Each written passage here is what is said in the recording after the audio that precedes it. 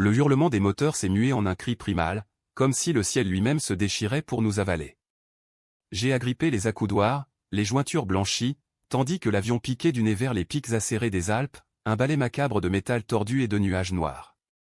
Et dans le siège voisin, ce salaud de Célestin, avec son sourire en coin habituel, a murmuré « Si on crache, au moins on mourra en ennemi juré, Valentin ». Paris s'effaçait derrière nous comme un souvenir fade, un bureau étriqué chez l'Étoile Lumière où nous nous entretuions à coups de rapports et de regards assassins. J'étais Valentin Moreau, 32 ans, cadre ambitieux dans le marketing, avec un appartement haussmannien impeccable et une vie rangée comme un costume sur mesure. Célestin Duval, mon pendant sombre, 35 ans, charismatique jusqu'à l'insupportable, toujours à briguer les mêmes promotions, à me voler les idées sous le nez du patron. Nos clashs étaient légendaires, des réunions qui tournaient au pugilat verbal, des emails acides qui circulaient comme des rumeurs de scandale. Pourquoi diable avions-nous dû partager ce vol pour Genève? Une conférence sur les fusions d'entreprises, un caprice du destin qui nous collait l'un à l'autre comme une malédiction. Le vol avait commencé banalement. Café tiède, page de dossier corné, et ce silence pesant entre nous, rompu seulement par le ronronnement des turbines. J'avais enfilé mes écouteurs, feignant l'indifférence, mais son parfum, un musc boisé, entêtant à s'insinuer partout, me rappelant ces nuits solitaires où la haine se muait en une curiosité malsaine. Était-ce de la haine, vraiment? Ou cette étincelle que je refusais d'admettre, ce frisson quand ses yeux verts me transperçaient lors d'un débat enflammé? Non. C'était de la pure antipathie professionnelle. Rien de plus. Puis, le chaos. Une secousse brutale, comme si un géant invisible avait giflé l'appareil. Les masques à oxygène tombèrent en cascade, les cris fusèrent une symphonie de terreur. Turbulence, hurla l'hôtesse, mais son visage blême trahissait le mensonge. Célestin, lui, avait arraché ses écouteurs, ses doigts effleurant les miens par accident. Un contact électrique, fugace, que j'ignorais. L'avion vira, bascula, et le monde devint un tourbillon de valises volantes et de lumières clignotantes. Je fermai les yeux, pensant à Marc, mon amant de 2 ans, ce corps chaud qui m'attendait à Paris, ses promesses murmurées au petit matin. Tiens bon, mon amour. Reviens-moi. L'impact fut un néant assourdissant. Pas d'explosion hollywoodienne, juste un craquement sourd, un choc qui nous projeta dans les entrailles d'une vallée oubliée. Quand j'ouvris les yeux, j'étais enseveli sous une couche de neige fondue et de débris, le goût du métal sur la langue.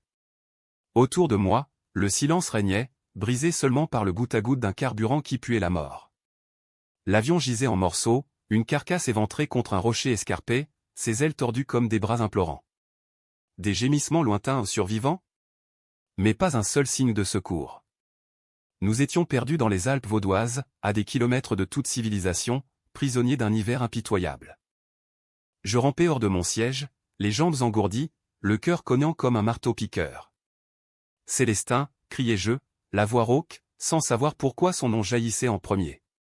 Peut-être parce qu'il était le seul visage familier dans ce cauchemar. Peut-être parce que, au fond, je ne voulais pas qu'il meure avant de lui avoir craché ma haine une dernière fois. Je le trouvai à quelques mètres, éjecté contre un tronc d'arbre, du sang coulant d'une entaille au front. Il respirait, faiblement, ses paupières papillonnant. Valentin, souffla-t-il, un sourire ghost sur les lèvres. T'es entier? Je l'attrapai par le col, le traînant à l'abri d'une paroi rocheuse, ignorant la douleur qui irradiait dans mon épaule. Nous étions seuls. Les autres passagers. Dieu sait. Mon téléphone était mort, le sien aussi. Pas de signal, pas d'espoir immédiat. Le froid s'infiltrait déjà, mordant comme des crocs. Faut faire un feu, marmonna-t-il, se redressant avec une grimace. Ses mains tremblaient en ramassant des branches humides. Je l'aidai, nos doigts se frôlant à nouveau cette fois, intentionnellement? Non.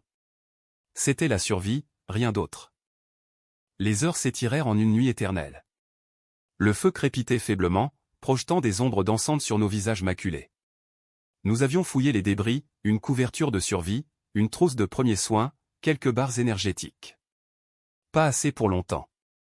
Célestin pansait sa plaie, ses yeux évitant les miens. « Pourquoi tu me détestes autant ?» demanda-t-il soudain, la voix basse, comme un secret arraché au vent. Je ricanai, amer. « Parce que t'es un requin, Duval. Toujours à prendre ce qui m'appartient. La promotion l'an dernier? ton idée, volée de mes notes. Et ce regard, comme si tu me jaugeais, prêt à me bouffer. Il secoua la tête, le feu illuminant ses traits ciselés, cette mâchoire que j'avais enviée en secret. T'as tout faux, Valentin. C'est pas de la haine. C'est. Il s'interrompit, jetant une branche dans les flammes. Le silence retomba, lourd. Je pensais à Marc, à ses messages non lus, à cette vie que je laissais derrière. Et Célestin, ce fantôme professionnel, devenait mon unique encre. La nuit avala nos mots, mais pas cette tension nouvelle, ce fil invisible qui se tendait entre nous. Au lever du jour, le froid avait cristallisé la neige autour de notre abri improvisé. Nous décidâmes d'explorer, une ascension prudente vers un col, espérant un signal ou une route. Célestin boitait, mais refusait mon aide, son orgueil intact. Je suis pas une mauviette, Moreau. Sa voix était un mélange de défi et de vulnérabilité qui me désarmait.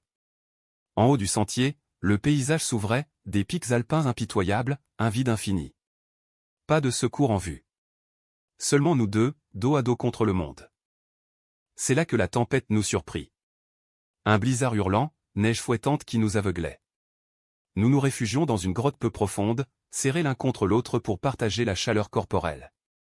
Son souffle chaud contre mon cou, son corps ferme pressé au mien à un contact primal, interdit. « Tiens bon », murmura-t-il, ses lèvres effleurant mon oreille. Mon cœur s'emballa, traître. Était-ce la peur?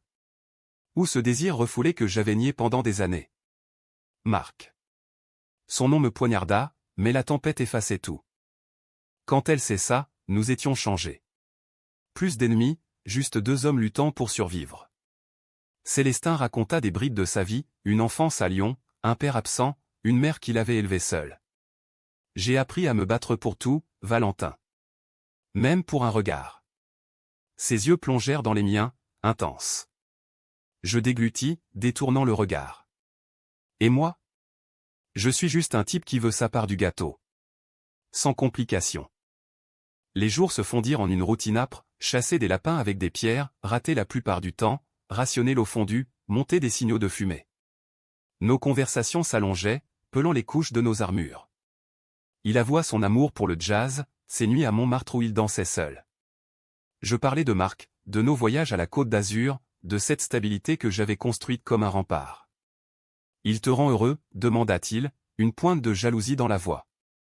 Plus que quiconque, mentis-je, ignorant pourquoi ce mensonge me brûlait la gorge. Une nuit, sous un ciel clair parsemé d'étoiles, il craqua. Valentin, il y a un truc que je dois te dire. Depuis des mois, au bureau. C'est pas de la rivalité. C'est toi. Toi qui me hantes. Ces mots tombèrent comme une pierre dans l'étang de ma conscience. Je me figeai, le feu mourant entre nous. T'es dingue. Je suis avec Marc. Et toi? T'es hétéro, non? Il rit, un son amer. Hétéro? Si seulement c'était si simple. J'ai passé ma vie à le cacher, à draguer des filles pour faire taire les murmures. Mais toi? Ton rire dans les couloirs, ta façon de te battre. Ça m'a brisé. Le choc me cloua. Célestin, gai. Et amoureux de moi. La révélation tournoya, mélange de dégoût et d'une curiosité vorace. Je le repoussai, debout dans la neige. T'es pathétique. Utiliser un crash pour ça? Mais mes mots sonnaient faux, écho d'une peur plus profonde. La nuit nous sépara, mais le poison était injecté. Désormais, chaque regard était chargé, chaque silence un aveu muet. Les jours suivants furent un purgatoire de non-dits. Nous gravissions des pentes verglacées, nos pas synchronisés par nécessité, mais nos âmes en guerre. Célestin marchait en tête, son dos large une carte que j'étudiais malgré moi aux ses muscles tendus sous la chemise déchirée, cette nuque où perlaient des gouttes de sueur malgré le froid. Son aveu planait comme un spectre, rongeant ma résolution. Marc. Je revoyais son visage, ses yeux bruns pleins de tendresse, nos corps enlacés dans les draps froissés de notre lit parisien. Était-ce de l'amour, ou une habitude confortable? Avec Célestin, c'était du feu au destructeur, irrésistible. Nous découvrîmes une cabane de chasseurs abandonnés, vestige d'un chasseur solitaire des années passées.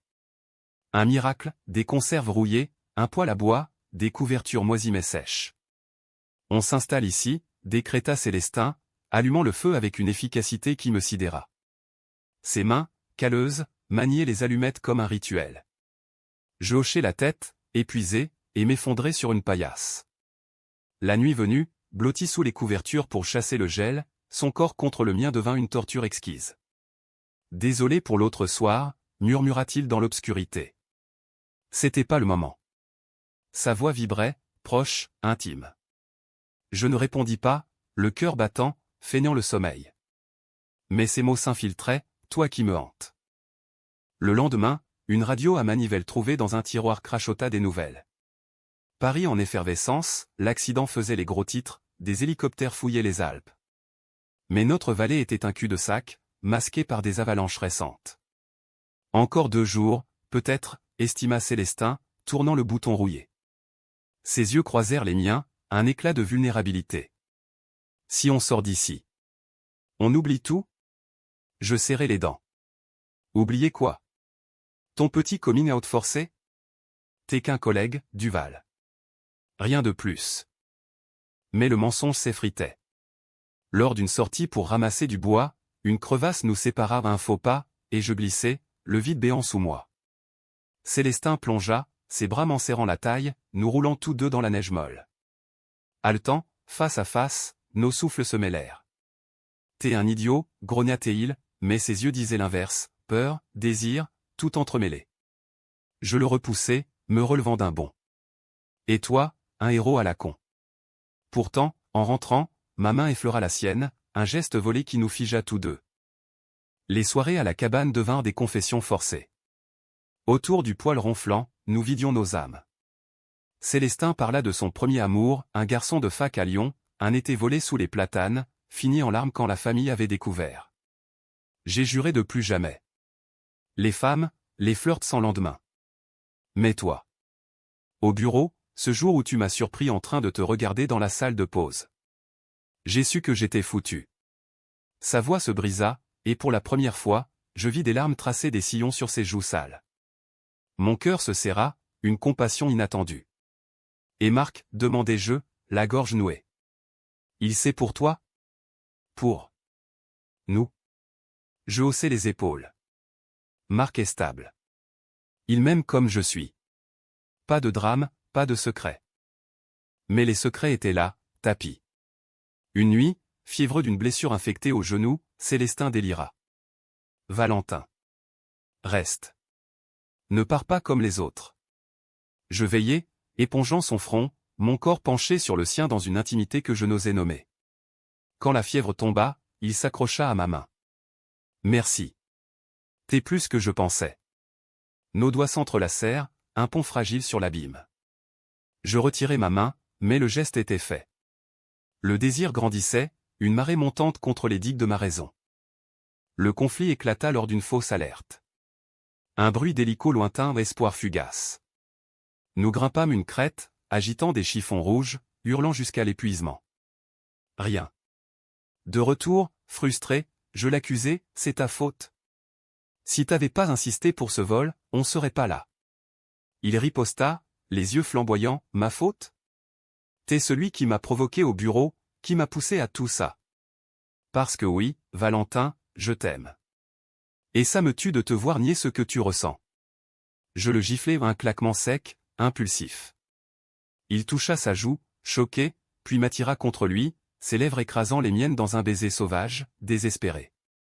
Le monde explosa en saveur, celle des larmes, chaleur de sa bouche, urgence de ses mains sur ma peau. Je répondis, traître à moi-même, nos corps se moulant dans l'ombre de la cabane. C'était feu et glace, haine et passion entrelacées. Mais au matin, la culpabilité me rongea. C'était une erreur, dis-je, évitant son regard. Il pâlit. Une erreur? Ou la vérité que tu fuis? Le silence s'installa, un mur plus haut que les Alpes. Les jours suivants, la tension devint palpable. Nous communiquions par monosyllabes, nos tâches mécaniques. Pourtant, sous la surface, le courant coulait plus fort. Une nuit d'orage, la cabane trembla sous les vents hurlants. Blottis, nos corps se frôlèrent à nouveau, et cette fois, je ne résistais pas. Ses caresses étaient douces, exploratrices, effaçant les cicatrices de mon âme. Laisse-moi t'aimer, murmura-t-il contre ma peau. Et pour la première fois, je le laissai. Nos étreintes étaient un baume, un remède à l'isolement, mais aussi un poison, chaque gémissement rappelait Marc, chaque regard complice une trahison. Puis, le radio crachota à nouveau, des sauveteurs approchaient, un hélico signalé à 10 kilomètres. L'euphorie nous submergea à rire, embrassade fraternelle. Mais avec l'espoir vint la réalité. « Qu'est-ce qu'on dit à Paris ?» demanda Célestin, sa voix tremblante. Je déglutis. Rien. C'était la survie. Son visage se ferma, un mur de glace. La survie. Bien sûr. La graine de la trahison était plantée, invisible, mais vorace. Le sauvetage arriva comme un mirage divin, l'hélico surgit au-dessus de la vallée, ses rotors fouettant la neige en tourbillons blancs.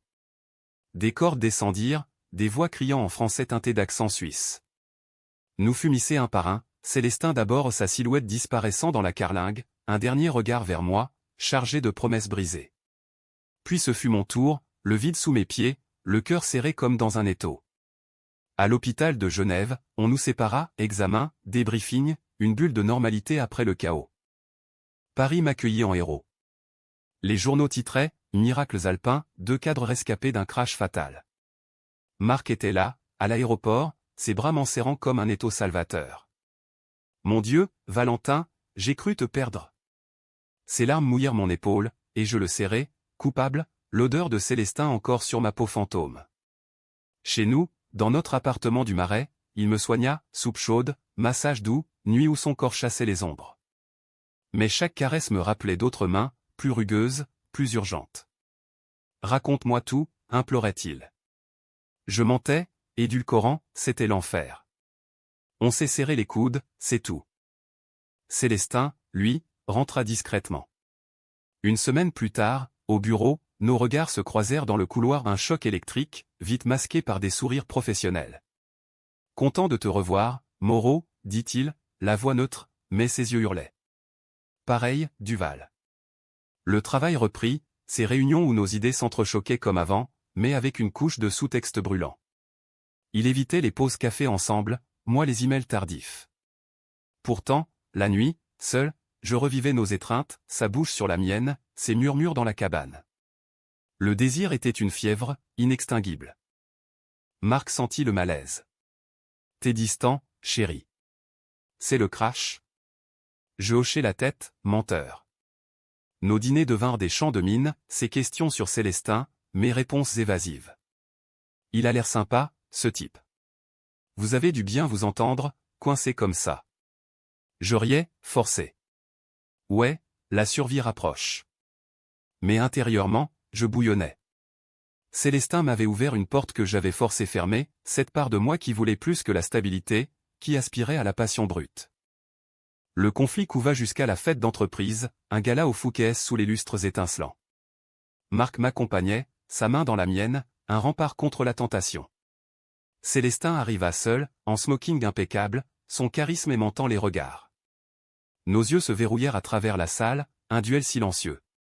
Il s'approcha, champagne en main. Moreau. Ravi de te voir sur pied. Sa voix était un velours râpeux. Marc, inconscient, serra sa main. Enchanté. Valentin m'a tant parlé de vous. Le héros du crash. La soirée dégénéra en un flirt codé, regards volés, toasts ambigus. Quand Marc s'éclipsa aux toilettes, Célestin murmura « Tu me manques ». Chaque nuit. Je tremblais, le verre froid contre ma paume. Arrête. J'ai une vie. Mais mes mots sonnaient creux. Il s'approcha, son souffle sur mon cou. Une vie? Ou une prison? Le baiser fut fugace, dans un recoin sombre, un feu ravivé. Marc revint, et je souris, innocent, mais la trahison s'était installée, un ver dans le fruit. Les semaines suivantes furent un tourbillon. Marc proposa un week-end à Deauville, pour nous reconnecter. Là-bas, sur la plage battue par les vents, son amour était pur, inaltéré. Nous fîmes l'amour sous les dunes, et pour un instant, je crus guérir. Mais au retour, un email de Célestin, rendez-vous au bar du Ritz, ce soir. On doit parler. J'y allai, traître, prétextant un dîner d'affaires. Il m'attendait dans un booth discret, les yeux hantés. je pars, Valentin. Une offre à New York. Je peux pas continuer comme ça. Le choc me frappa. New York? Loin de Paris, de moi? Pars, alors. Oublie-moi. Mais ma voix brisa. Il prit ma main sous la table. Oublier? Impossible. Mais si tu choisis lui. Je respecterai. Nos lèvres se joignirent à nouveau, plus tendres, plus profondes, un adieu anticipé. Je t'aime, souffla-t-il. Et je crus, pour la première fois, que c'était réciproque. De retour chez Marc, la culpabilité explosa. Il me trouva en larmes sur le canapé. Qu'est-ce qui t'arrive? Je craquai, avouant tout le crash, les nuits, les baisers volés. Son visage se décomposa, un mélange de douleur et de compréhension. Tu l'aimes? Demanda-t-il, la voix un fil. Je pleurai plus fort. Je sais pas. Mais je t'aime toi. Pardon. Il partit, bagage en main, laissant un vide béant. La trahison n'était pas seulement la mienne, elle était nôtre, un poison mutuel. Célestin apprit la nouvelle par un appel désespéré. Viens, dit-il simplement. Chez lui, dans un loft du sentier, nous nous noyâmes l'un dans l'autre corps et âme, une fusion cataclysmique. Reste avec moi, implora-t-il, ses doigts traçant des cartes sur ma peau. Pour la première fois, je dis oui, sans réserve. Mais le doute rôdait, étais-je prêt pour ce chaos, ou fuyais-je vers un autre piège? New York nous appela comme un phare dans la tempête. Célestin partit en premier, son nouveau poste chez une agence rivale un tremplin vers les sommets. Viens me rejoindre, écrivit-il dans des messages enflammés, des photos de Central Park saupoudrées de neige, de loft aux baies vitrées surplombant l'Hudson. Paris devint un fantôme, le bureau où nos bureaux vides se faisaient face, Marc évité comme une plaie ouverte, des amis qui murmuraient des condoléances voilées. J'avais démissionné, prétextant un burn-out, mais en vérité, c'était une fuite vers lui, vers nous. L'Amérique m'accueillit avec son énergie brute, si différente de la nonchalance parisienne. Manhattan bruissait de klaxons et d'ambition, un chaos organisé qui collait à notre histoire fracturée. Célestin m'attendait à l'aéroport JFK, un bouquet de roses rouges à la main, son sourire éclatant sous les néons. Bienvenue chez nous, murmura-t-il en m'embrassant, indifférent au regard. Pour la première fois, je me sentis libre, pas de marque pour hanter, pas de bureau pour juger. Notre loft à Brooklyn était un nid, mur blanc, vue sur l'East River, un lit king size où nos nuits se prolongeaient en aube rose. Les premiers mois furent un honeymoon illusoire. J'arrondis les angles de mon CV pour un job freelance en consulting, tandis que Célestin grimpait les échelons, son charisme conquérant les boardrooms. Nos soirées, jazz club enfumé du village, dîner chez des expats français, corps enlacés sous les draps, riant de nos folies alpines. Souviens-toi de la cabane, chuchota-il, ses lèvres sur mon épaule. C'était le début. Je riais, mais une ombre planait, la trahison de Paris, ce pont brûlait derrière nous. Marc m'écrivait parfois des mots froids, puis tendres, j'espère que tu es heureux. Prends soin de toi. Chaque missive était un coup de poignard, un rappel que j'avais brisé un cœur pur pour ce feu incertain. Le conflit ressurgit subtilement. Célestin travaillait tard, des dîners d'affaires avec des clients mâles, des rires complices que je surprenais au téléphone. C'est rien, jurait-il, rentrant avec l'haleine parfumée au scotch. Mais la jalousie s'insinuait, un écho de notre rivalité passée. T'es comme avant, l'accusai-je une nuit, après un texto anodin d'un collègue nommé Alex. Toujours à flirter pour le pouvoir. Il se fâcha, ses yeux verts flamboyants. Et toi? Toujours à douter, à me comparer à ton fantôme de Marc. La dispute dégénéra en cris, puis en étreinte furieuse, amour et haine dansant leur valse éternelle. Pourtant, il y avait des moments de grâce. Un week-end à Fire Island, cette enclave gay mythique, où nous marchions main dans la main sur les dunes, le soleil couchant peignant l'océan en or. Là, il me parla de ses peurs, j'ai peur de te perdre, Valentin. Comme tout le reste. Je le serrai, vulnérable. On est solide. Mais le doute grandissait. J'appelai Marc en secret, une fois, 2 fois ou des conversations larmoyantes où il avouait sa nouvelle vie, un partenaire stable, un appartement rénové. Tu me manques, dis-je, et il rit doucement. Toi aussi. Mais on avance. Ces appels étaient ma drogue, un lien à l'ancien moi. Le chaos Trao frappa lors d'une réception chez son boss, un pantouse de Midone aux chandelles et au champagne millésimé. Célestin rayonnait, réseau en main, mais je le vis, un regard trop long vers Alex, un rire trop complice. Ivre de jalousie, je l'attirai dans une chambre d'amis. « C'est lui ? Ton nouveau jouet ?» sifflai-je. Il blêmit. « T'es parano. Alex est marié, et toi ?» Puis la révélation, sur la table de nuit, un polaroid froissé au Célestin et un homme, enlacé, daté d'il y a 2 mois. « C'est pas ce que tu crois, » balbutia-t-il. Mais les mots sonnaient faux. La trahison explosa. « Tu m'as menti. Depuis Paris, t'as continué tes jeux, hurlai-je, le cœur en lambeaux. » Il s'effondra, avouant, une nuit d'ivresse, une erreur pour combler le vide pendant mon hésitation. J'avais peur que tu partes. Je suis faible, Valentin. Mais je t'aime. Ses larmes étaient sincères, mais le mal était fait. Je partis, errant les rues pluvieuses de Manhattan, un taxi me ramenant à l'aéroport. New York, avec ses lumières cruelles, me crachait comme un amant déçu. De retour à Paris, un billet impulsif, je frappai à la porte de Marc. Il ouvrit, surpris, puis m'embrassa, sans question. « Rentre, » dit-il simplement. Les jours suivants furent un baume, promenade le long de la Seine, café aux fleurs, un amour reconquis, plus mature. Mais Célestin m'appelait, des messages suppliants, « Pardonne-moi. Reviens. » Je bloquai son numéro, mais son fantôme persistait. Paris me guérit à petits pas, comme une pluie fine qui lave les cicatrices. Marc et moi reconstruisions, thérapie de couple, voyage discret en Provence, où les champs de lavande chassaient les ombres new-yorkaises. Il ne posa pas de questions sur Célestin, se contentant d'un regard compatissant quand son nom surgissait dans les news ou une promotion fulgurante à Manhattan, des articles sur son « charisme irrésistible ». « T'es sûr que c'est fini ?» demanda-t-il un soir, nos corps enlacés. Je hochai la tête. Fini. Toi et moi, c'est réel. Mais la vie, cruelle ironie, nous rattrapa. 1 an plus tard, une conférence à Genève au Écho du destin.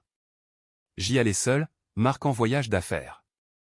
Et là, dans le hall de l'hôtel, Célestin. Plus mince, des cernes sous les yeux, mais toujours ce sourire qui désarmait. Valentin. Son murmure fut un coup de tonnerre. Nous parlâmes des heures, café après café, pelant les couches de douleur. Il avoua tout, la solitude de New York, la rechute avec Alex comme un cri d'aide, les nuits à pleurer mon absence. J'ai tout gâché par peur. Mais j'ai changé. Thérapie, sobriété. Je vends mon âme pour une seconde chance. Mon cœur vacilla. Marc était mon ancre, stable, aimant. Célestin, mon orage aux passions, chaos, croissance. Le soir, dans ma chambre d'hôtel, nous nous embrassâmes, un adieu ou un recommencement. Je t'aime encore, souffla-t-il. Je pleurai, le repoussant doucement. Et moi? Je m'aime enfin. Assez pour choisir la paix.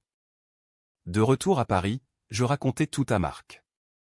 Pas de cris, juste des larmes partagées. Si tu pars, je comprendrai, dit-il.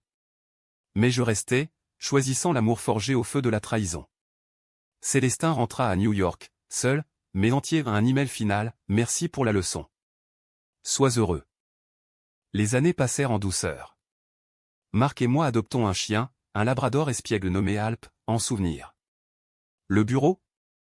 J'ai monté ma propre agence, libre. Et parfois, au Jazz Club de Saint-Germain, j'entends une mélodie qui évoque une cabane enneigée, 2 hommes brisés devenus entiers. La vie n'est pas un conte hollywoodien, mais une tapisserie humaine, fils de joie, de peine, tissée en beauté. L'amour, vrai, n'est pas possession, mais libération. Et dans ce lâcher-prise, j'ai trouvé ma maison.